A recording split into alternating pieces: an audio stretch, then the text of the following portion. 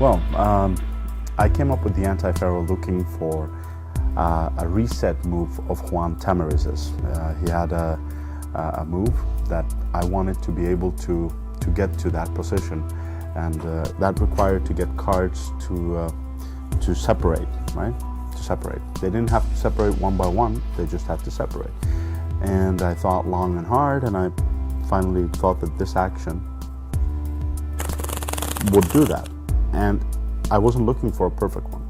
But after using it for a few months, I realized, hey, I'm getting actually half of the deck going one by one by one by one in the middle. And I thought, wow, that's amazing.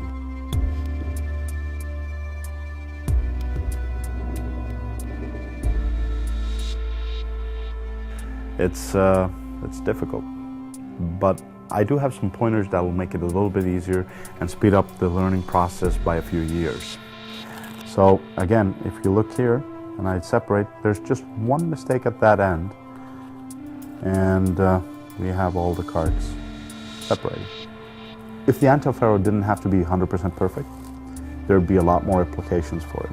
And some people are working just on that it's enough if you get like 2/3 of the deck. Like my Triumph. Right. It doesn't make any sense. You might as well do so many other Triumphs, but it's very, very interesting. So I'm glad I'm very happy that there are guys like you who, despite my beliefs that it's a fairly useless move, are proving me wrong.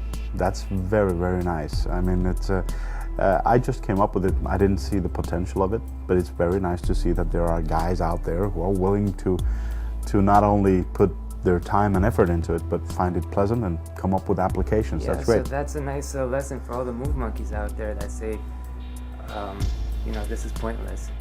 Maybe you can't find the point for it, but someone will, you know. That's a very good point. I decided to actually come up with some tricks that didn't require you to do a perfect Anti-Faro, but use the Anti-Faro almost as a part of the effect. So the idea of being able to unshuffle cards with this type of technique. It's a trick that actually works with the Anti-Faro. Very good ball. Anyone who ever does this are bound to get mistakes.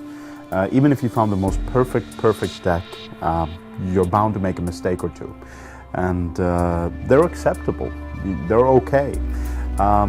If you know how you're going to correct them. For instance, compared to the Faro shuffle, if you make a mistake, you're going to have to take the cards back out and shuffle again. But in the Anti-Faro, you can actually have the mistakes and then do the corrections. At the same time doing this and the other.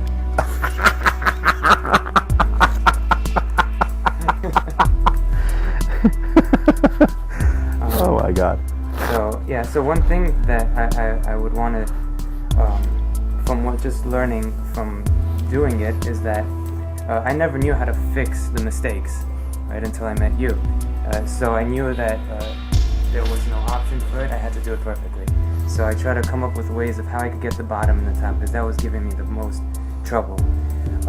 So for the bottom one, I think what helps me, and you know, it's a very knacky move, so to each his own, I guess. But what helped me